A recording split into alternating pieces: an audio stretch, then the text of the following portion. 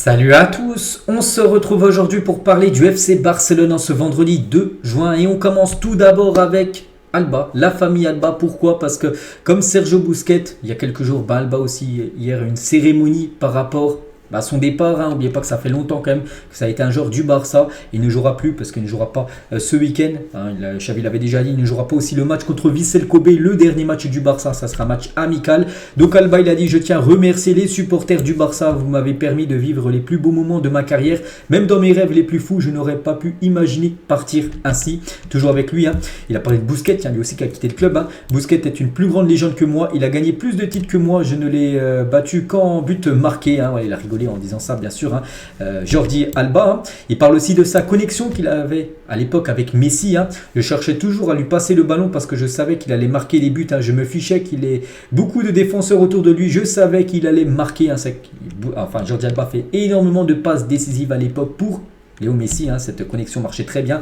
Et Messi, comme il l'avait fait pour Sergio Busquets, il a mis un petit message à Busquets, il a fait la même chose pour Jordi Alba. Il a dit: je voulais vraiment être présent ce jour spécial, profiter de ce dernier jour à Barcelone, ton hommage bien mérité après tant d'années. Que puis-je te dire que tu ne sais pas, que je t'aime beaucoup et que je te souhaite le meilleur. Voilà le magnifique message de Messi pour Jordi Alba par rapport à sa cérémonie, on va dire, d'adieu. Busquets qui était présent, il y avait toute l'équipe qui était présent. Jordi Alba est le cœur et l'âme du parti, il va manquer à tout le monde. Sergio Roberto, il a dit: Jordi a un grand cœur, il a remporté de nombreux titres, il est le sourire du vestiaire, il nous manquera beaucoup. On peut voir aussi David Villa, ancien joueur du Barça qui avait côtoyé bien sûr Jordi Alba à l'époque. Vous avez une belle carrière à Barcelone, un honneur de partager de grands moments avec vous, profitez beaucoup, vous méritez en gros ce qui vous arrive. Arturo Vidal aussi, ancien joueur du Barça. Jordi, c'est vraiment dommage de ne pas être avec toi aujourd'hui, mais je t'envoie un gros câlin, amusez-vous bien, tu es génial, tu feras bien dans tout concernant son futur, parce que Jordi Alba, il n'annonce pas sa fin de retraite, il va continuer à jouer au foot. Pour l'instant, on ne sait pas où il jouera, ce sera quoi son futur club. Fabregas aussi, tiens, félicitations pour tout ce que vous avez accompli.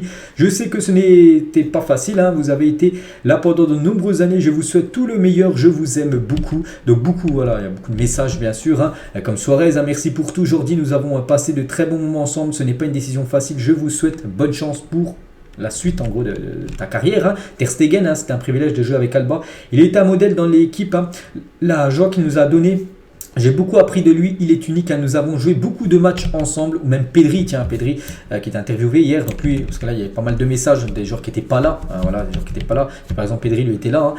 Quand je suis arrivé au Barça, je jouais sur le côté gauche et il m'a rendu les choses plus faciles. Je l'apprécie beaucoup et on s'entend bien. Je tiens à le remercier pour tout. Donc voilà, toutes les déclarations, même Xavi, bien sûr, le coach. Je t'aime beaucoup. Jordi, je vous remercie. Vous savez que vous avez mon amitié. Il est temps de vous remercier pour votre carrière. Vous avez été un meneur de jeu jouant au poste d'arrière latéral, le meilleur arrière gauche de l'histoire. N'oubliez pas que Xavi, quand il était joueur du Barça, Jordi Alba était aussi du côté du Barça. Les deux ont évolué de nombreuses années ensemble. Ils ont gagné la Ligue des Champions 2015 ensemble. Et Alba, en parlant de Xavi, avec Xavi, en tant qu'entraîneur, je pense qu'il va me manquer aussi. Et je n'ai jamais été en colère contre lui pour mon rôle. Il m'a toujours bien traité par rapport à son rôle. Il sait qu'il avait perdu sa place de titulaire. Et en gros, il n'a jamais été énervé par rapport à Xavi. Par rapport qu'il était souvent sur le banc, que Baldé joue beaucoup plus que lui. Et Laporta, qui était aussi bien sûr présent, le président. Jordi Alba a été le premier à me recommander que Xavi soit entraîneur du Barça. J'ai aimé Xavi en tant que joueur, mais en tant qu'entraîneur, il a une grande capacité à gérer un groupe. Et c'est compliqué, il a souffert en entraînant ses anciens coéquipiers. Il dit aussi par rapport à Jordi Alba: tu es un joueur fait dans la rue, il en reste peu. Voilà, des joueurs faits dans la rue, c'est-à-dire des joueurs, je sais pas trop ce que ça veut dire, ça veut peut-être dire qu'il jouait dans la rue quand il était plus jeune, tout ça, puis il est devenu pro. Je pense que la plupart c'est ça. Et toujours avec Laporta, Jordi a eu la gentillesse de renoncer à une partie importante de son salaire. Ça, on sait que il a fait vraiment un gros effort financier, parce qu'il aurait pu toucher un gros montant, un gros paquet d'argent, et il a refusé ces paquets d'argent pour ne pas mettre son club quasiment de toujours, le Barça, on peut dire dans le rouge. Donc bien sûr, c'est pour ça que Laporta l'a remercié. Merci beaucoup, votre départ a beaucoup aidé le club financièrement. Et toujours sur cette petite cérémonie hier, mon embrouille avec Koundé avant qu'il rejoigne le club, je lui ai pardonné. Souvenez-vous les gars, c'était un match entre le Barça, c'était la saison dernière, et l'équipe de Séville, et Koundé avait pris le ballon, ou c'était, je sais plus qui avait balancé le ballon sur l'autre, et c'était embrouillé, Jordi Alba et Koundé. Maintenant les deux étaient ensemble, et ça a bien fait rire, bien sûr, Jules Koundé qui était bien sûr aussi présent. Il y avait tous les joueurs de toute façon qui étaient présents hier hier pour la cérémonie d'adieu, on va dire, de Jordi Alba. Et ovation pour Alba, qui quitte le Barça après 18 ans à défendre les couleurs du club en jeune et en équipe première, bien sûr, cumulé. Et 18 trophées remportés en professionnel. Donc voilà, tous les trophées, là, on a une photo avec tous les trophées qu'il a pu remporter. Et là, bien sûr, c'est du très très lourd pour Jordi Alba. Donc voilà ce qu'il y a à dire sur cette cérémonie qui avait lieu, c'était hier soir. On va parler de la une journal Mundo Deportivo aujourd'hui. Messi décidera la semaine prochaine. Voilà, ça fait la une de ce journal Mundo Deportivo. Et la une du journal Sport, toujours avec Messi. Il y a Jordi Alba aussi qui est au-dessus par rapport à son départ. Et il y aura un match, donc un match peut-être avec des autres équipes, voilà, pour faire venir Messi, parce qu'il n'y a pas que le Barça qui est dans la course, à Al Hilal, il y a l'équipe de l'Inter Miami. Donc en gros, il y aura un match tout simplement pour faire venir Messi. Mais voilà, Messi fait toujours les unes des journaux catalans. Et Xavi, tiens, sur Messi, il a dit, Xavi, donc si Léo ne vient pas, il faudrait un joueur de ce profil, Bernardo, ce serait merveilleux, mais c'est très difficile, il le dit, avec Silva, bien sûr, ce serait très bien, mais voilà, c'est compliqué. Kimmich est super top et comprend le jeu fantastique, mais s'il y a une porte ouverte, il doit y avoir des négociations. Donc voilà, il a parlé comme de 3 joueurs, donc Messi, il dit que voilà, ce serait parfait. S'il peut pas, Bernardo serait le plan B parfait pour le Barça, et Kimmich aussi en milieu de terrain serait un joueur parfait. Bon après, voilà, est-ce que c'est faisable ou non, on verra. Toujours avec Xavi sur le retour de Messi, la question contractuelle n'est plus ma préoccupation d'après ce qu'il me disent, c'est sous contrôle d'après la direction du Barça, et Messi prendra sa décision la semaine prochaine. Je sais que Léo va nous aider s'il décide de venir, mais au final je pense qu'il faut le laisser un peu tranquille quant à la question du football, elle dépend de lui. Pour moi il n'y a aucun doute, les portes sont ouvertes, et qu'il aurait une place bien sûr de titulaire garantie, bien sûr, si Messi venait à revenir. Et toujours avec Messi, c'est quand même important, même si on s'en doutait depuis pas mal de temps du côté de son club actuel, le PSG. Donc Galtier, l'entraîneur parisien, confirme que c'est le dernier match de Messi au PSG. Demain, c'est le dernier match de la saison. Et j'ai eu le privilège de diriger le meilleur joueur de l'histoire du football. C'est son dernier match au Parc des Princes, voilà, pour Léo Messi. Ce qui veut dire, voilà, c'est officiel. Messi quitte le PSG à la fin de son contrat dans 28 jours. Et voilà, bien sûr, le Barça peut être une option pour son futur. Et Javier Tebas, les gars, par rapport à ce plan de viabilité, que le Barça doit déjà avoir le feu vert de la Liga pour pouvoir mettre la première offre pour Messi. Donc il a dit à Javier Tebas, le Barça aura bientôt sa réponse concernant ce plan de viabilité. Donc voilà, maintenant il faut quand même que ça se bouge après de la Liga, voilà, parce que maintenant le mercato va commencer dans quelques jours et voilà, il faut que les choses s'accélèrent. On va parler de toute autre chose, on va parler de Julian Araujo.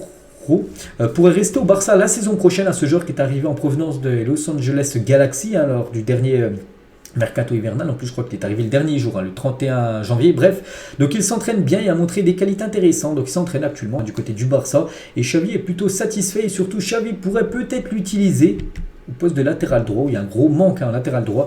Alors, pour être une alternative pour jouer latéral droit saison prochaine, parce que des joueurs comme Koundé qui ne veut plus jouer ce poste, Sergi Roberto, on sait que c'est pas le meilleur joueur, tout ça, c'est pour ça que ça peut être une option si bien sûr pas de défenseur droit vient, parce que Cancelo, Dalot, je dis, c'est compliqué, donc voilà, pourquoi pas ce joueur, Julian Araujo. J'ai jamais vu jouer, je sais même pas s'il a joué avec une fois avec l'équipe première. Bon, il s'entraîne avec l'équipe première, donc je sais pas trop ce que ça vaut, mais voilà, Xavi pourrait peut-être l'essayer à ce poste de latéral droit saison prochaine. Et le joueur préféré comme des supporters du Barça pour occuper ce poste de latéral droit, c'est bien lui. Dans un sondage mené par Mundo Deportivo, Cancelo est la cible de transfert préférée des supporters de Barcelone pour l'accueillir au poste de latéral droit. Concernant Franck Kessié, l'Inter Milan est le choix de Franck Kessié. Son départ facilitera l'arrivée de Ruben Neves. Le Barça veut en tirer 30 millions d'euros. Ce serait comme une belle entrée d'argent. N'oubliez pas que le Barça a payé 0 euros l'été dernier quand il arrivait de l'AC Milan. Et le Barça pourrait récupérer 30 millions d'euros en le vendant à l'Inter Milan. Tout le monde au club pense que se séparer de Ferran Torres est la meilleure solution. Le staff technique estime qu'il manque de confiance. Comme j'ai dit les gars, il y aura des arrivées, il y aura sur des départs. Donc voilà, des joueurs qui devrait quitter le club, je le répète depuis pas mal de temps. Voilà, Ferran Torres est le joueur en plus numéro 1 je pense dans la liste avec Fati, les deux là, c'est quasiment sûr qui quitte le club. Et en parlant de Fati, c'est maintenant de première main que Barcelone veut qu'il parte. Même Jorge Mendes lui recommande de partir et d'aller chez Wolverhampton, où il y aurait peut-être un échange avec Ruben Neves. Ruben Neves plus 30 millions d'euros contre Ansu Fati. Je pense que le deal est plutôt pas mal quand même pour le Barça. Donc voilà, pour l'instant Fati, lui, est toujours dans sa tête, les gars. Il souhaite rester au Barça, il souhaite s'imposer saison prochaine, mais le Barça pousse bien sûr pour qu'il quitte le club. Lui aussi devrait quitter le club. C'est Pablo Torre en prêt, en transfert sec, je ne sais pas. Donc le Barça a déjà commencé à chercher des destinations possibles pour envoyer Pablo Torre en prêt, voilà, ce serait plutôt un prêt. Ils veulent qu'il joue pour un club de première division saison prochaine, surtout qu'il ait du temps de jeu parce qu'il a très peu joué cette saison. Donc le prêt à Villarreal, les gars, Villarreal peut être une option pour Pablo Torre. Le Barça ne veut pas ajouter d'option d'achat, donc voilà, il peut être prêté sans option d'achat, comme ça il reviendra au Barça d'ici un an. Officiel, Barcelone, Amazon Prime Video lanceront une deuxième saison de la série documentaire FC Barcelone, une nouvelle ère hein, qui a été diffusée là, il y a déjà quelques semaines. Hein. Donc en gros, il y aura une saison numéro 2 hein, voilà, qui sera en préparation sur Amazon Prime. Ce jour-là, donc c'était ce 2 juin, c'était il y a 10 ans, jour pour jour, le 2 juin 2013 exactement, le Barça de Tito Vilanova atteignait les 100 points en une seule saison de Liga. Bon, cette saison ne sera pas une saison à 100 points, mais voilà, il y a 10 ans, jour pour jour, Tito Vilanova, le regretté, hein, qui est décédé depuis, les gars, on pense fort à lui. Donc le Barça atteignait les 100 points en Ligue 1. Voilà, c'était quasiment une saison parfaite. Karim Benzema, attaquant du Real Madrid qui pourrait peut-être quitter le Real. Hier, il était au trophée Marca. Il a dit mon adversaire préféré, c'est le Barça. C'est l'équipe qu'il adore affronter, le FC Barcelone. Toujours avec le Barça, nous, les travaux officiellement en cours à l'intérieur du Spotify Camp Nou. Vous savez que c'est fini. Le dernier match était contre Mallorca la semaine dernière. Et maintenant, le stade, pendant un an, il n'y aura plus de match. Et ça y est, regardez la pelouse. Il n'y a plus de pelouse, hein, les gars. La pelouse a été totalement déchirée, voilà, enlevée en gros. Hein, et regardez, les travaux vraiment s'intensifient voilà, pour ce stade. Hein. Voilà, qui se stade en rénovation, qui devrait être prêt, les gars, ça devrait être en 2026. Dembélé s'est approché pour toucher le trophée de la Ligue des Champions lors des adieux de Jordi Alba qu'on a parlé en début de vidéo. Donc il y avait tous les trophées bien sûr et Ousmane Dembélé a touché ce trophée de la Ligue des Champions qu'il n'a jamais remporté encore. Dembélé il y a quelques jours, hein, c'était sur Téléfoot la semaine dernière. Mon plus grand rêve est de gagner la LDC avec Barcelone et il l'a touché en espérant que ça soit pourquoi pas la bonne saison prochaine. Et on finit les gars cet épisode avec toute l'équipe, avec les deux trophées remportés cette saison, la Liga et la Super Coupe d'Espagne avec la photo officielle, avec les staffs, avec le staff, les joueurs, tout ça. Donc voilà la photo finale on va dire hein, de cette saison du côté du Barça. Donc voilà ce qu'il y avait à dire aujourd'hui, j'espère que ça vous a plu. On se retrouve demain les gars pour le prochain numéro consacré au FC Barcelone. Bonne journée à vous et à demain.